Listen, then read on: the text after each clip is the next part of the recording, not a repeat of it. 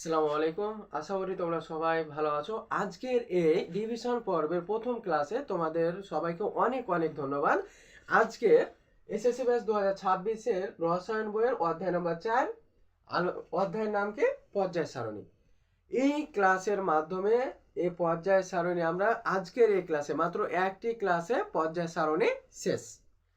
তো দেখো এই পর্যায় সারণী অধ্যায়ের মূল ভাব হচ্ছে দুইটি জিনিস। এক নম্বর হচ্ছে ইলেকট্রন বিন্যাস, দুই নম্বর হচ্ছে পরমাণুর আকার। এই ইলেকট্রন বিন্যাসের উপর আমার নির্ভর করছে কি এই যে পরমাণুর আকার বের করতে হলে আমাকে সর্বপ্রথম অর্থাৎ পর্যায় সারণীর মূল ভিত্তি হচ্ছে এই ইলেকট্রন বিন্যাস। তারপরে এই যে পরমাণুর আকার খুবই খুবই গুরুত্বপূর্ণ, কারণ এই পরমাণুর আকারের উপর আমার নির্ভর করছে কি এই যে আধা গজ, আয়ে আকার, ধয়ে ধাতব ধর্ম, গয়ে গলনাঙ্ক, দন্ত ছয়ে স্ফুটনাঙ্ক, আর উয়া আয়িত।